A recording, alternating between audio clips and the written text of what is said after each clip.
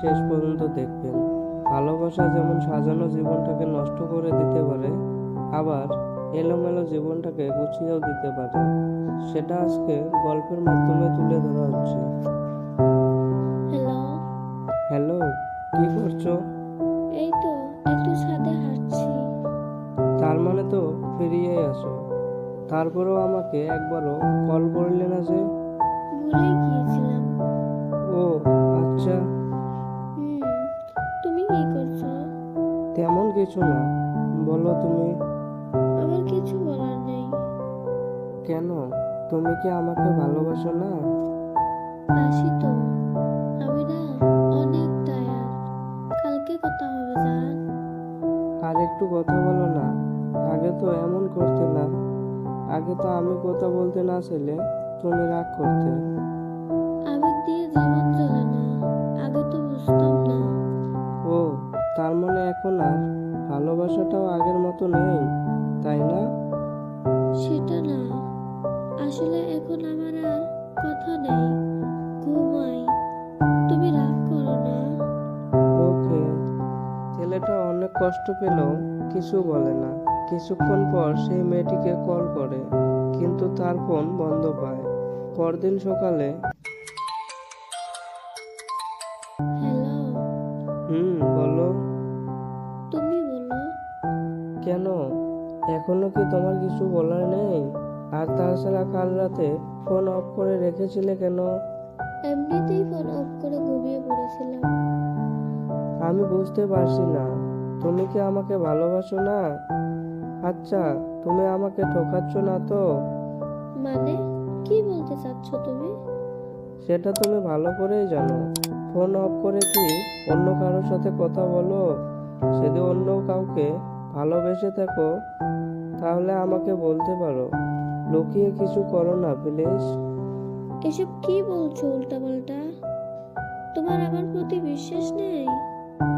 আছো বলেই তো এত ভালোবাসি, আর তোমাকে হারানোর অনেক ভয় পাই।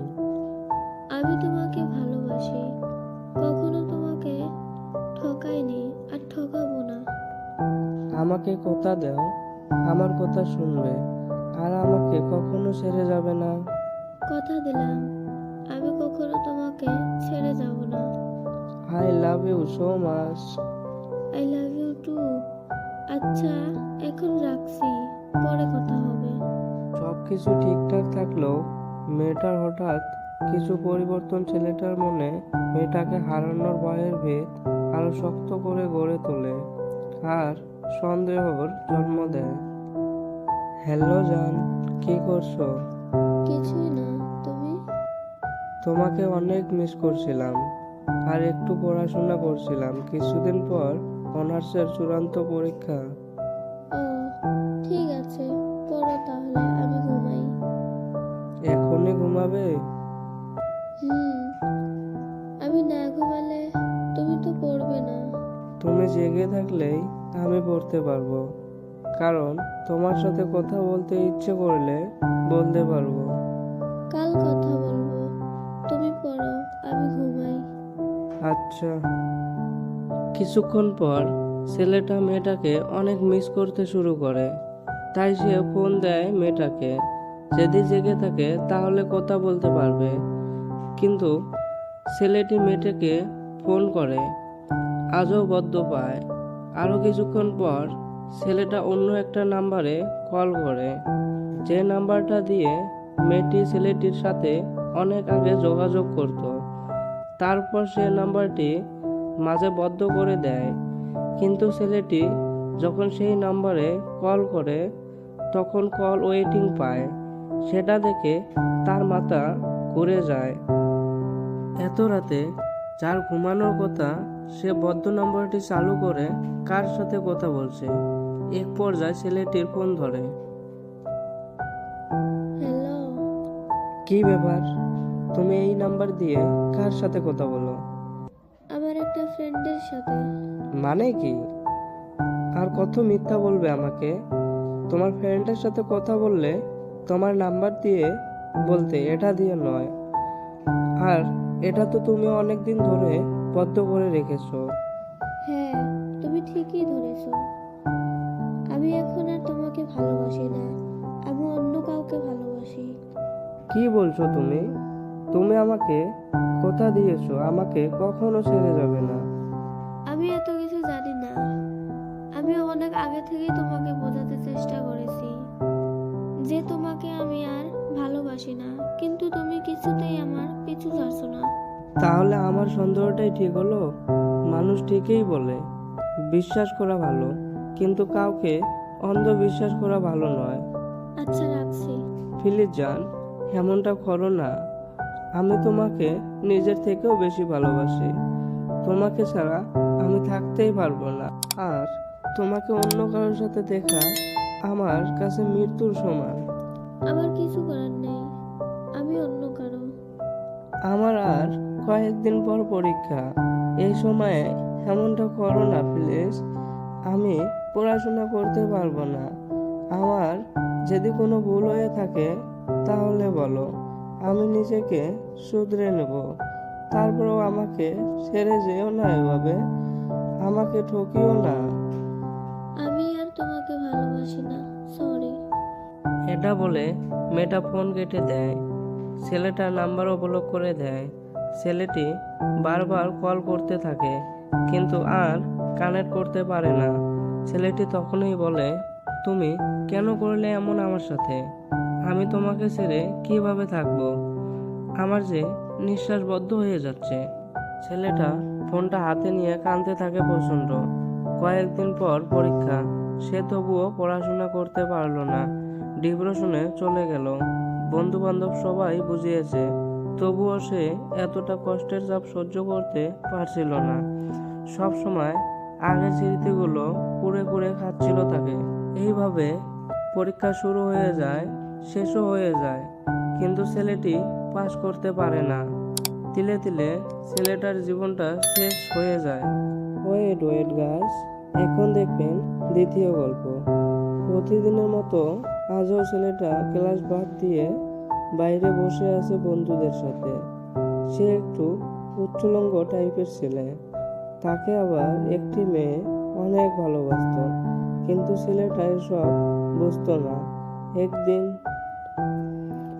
এই, তুমি ক্লাস না করে এখানে বসে আছো কেন? আড্ডা দিচ্ছি, দেখো না? দেখছি বলেই তো ক্লাসে যেতে বলছি, কারণ আড্ডাটা তো পরেও দেওয়া যাবে। না, যাবে না। তুমি যাও তোমার কাছে। আমাকে এত কিছু বলতে কে বলেছে তোমাকে? কেউ না, ওকে বাই। তুমি আজও ক্লাসে না গিয়ে রাস্তায় দাঁড়িয়ে সিগারেট টানছো। হ্যাঁ, তাতে তোমার কি? তোমাকে না আমি নিষেধ করেছি যে তুমি সিগারেট খাবে না? আচ্ছা নুনি, তুমি নিষেধ করার কে? আমি কেউ না, কিন্তু এটা তো খুব বাজে কাজ। হ্যাঁ, বাজে কাজ। আমি বাজে ছেলে। তুমি আমার থেকে দূরে থাকো। তাই চেষ্টা করব। হ্যালো। কি করছো? কিছু না, শুয়ে আছি। শুনছো না আজান হচ্ছে? আজানের সময় শুয়ে থাকতে নেই। আমাকে মোটেও জ্ঞান দিতে আসবে না। তুমি নিজের কাজ করো। যাও নামাজ পড়ো।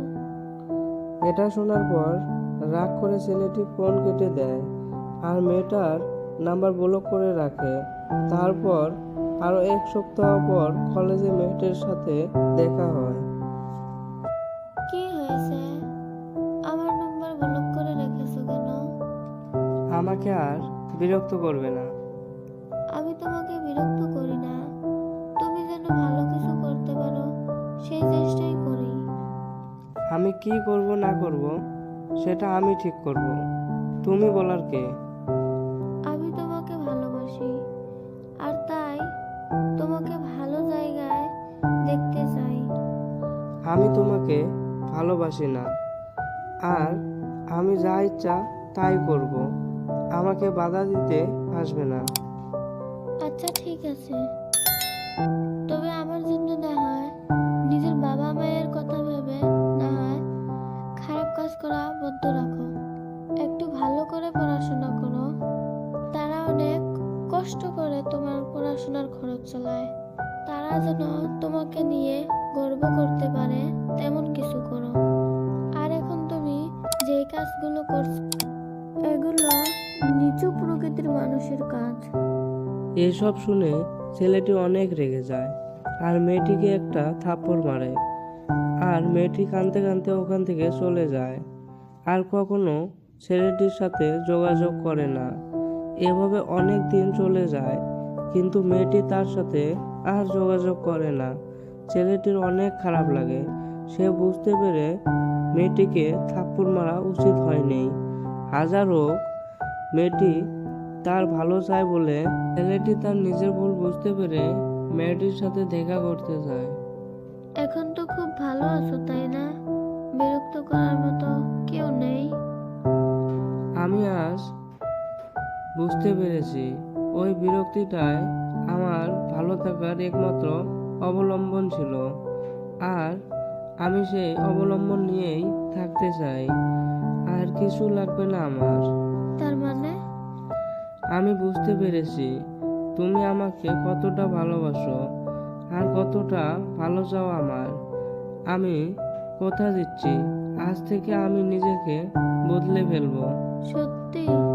হ্যাঁ, সত্যি। বলো তুমি আমাকে কিভাবে দেখতে চাও?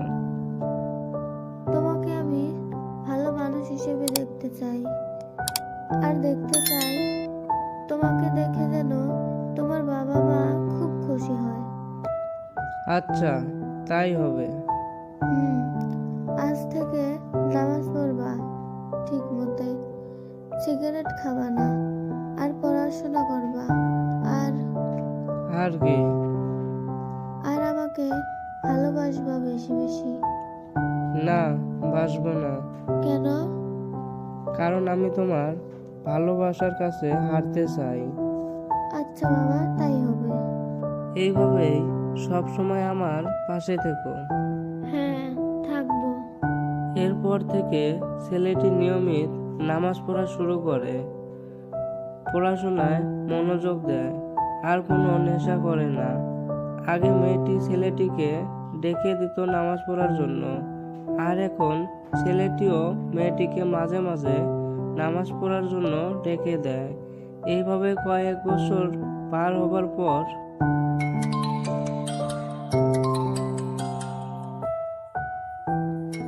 হ্যালো। হ্যালো জান, তুমি কোথায়? এই তো ঘুমাচ্ছিলাম একটু। তোমার জন্য একটা সারপ্রাইজ আছে। কোথায়? তোমার দরজাটা খোলো। হুম, খুলছি। দেখো, একটা খাম পড়ে আছে। হুম। মেয়েটা দরজা খুললো এবং সত্যিই দেখতে পেল একটি খাম পড়ে আছে। আর খামটি খুলে দেখতে পেল ওটার মধ্যে একটা চাকরির অ্যাপয়েন্টমেন্ট লেটার। তুমি চাকরি পেয়েছো? হ্যাঁ রে বাবা, সোনালী ব্যাংকের সিনিয়র অফিসার। আর সেটা সম্ভব হয়েছে শুধুমাত্র তোমার জন্য, আর তোমার ভালোবাসা আর সাপোর্টের জন্য। আমি আজ যা কিছু হতে পেরেছি শুধুমাত্র তুমি ছিলে তাই। আমি জানতাম আমি ভুল মানুষকে ভালোবাসিনি। আই লাভ ইউ বাবু। I love you so much. এখন আর কোনো বাধা নেই আমাদের এক হতে। আমি আমার বাবা মাকে কালই বলবো তোমার কথা। আমি তোমার ছিলাম আর তোমারই থাকবো। আমার মিষ্টি বউ। ভালোবাসার যে কতটা ক্ষমতা সেটা তো দেখতেই পারলেন।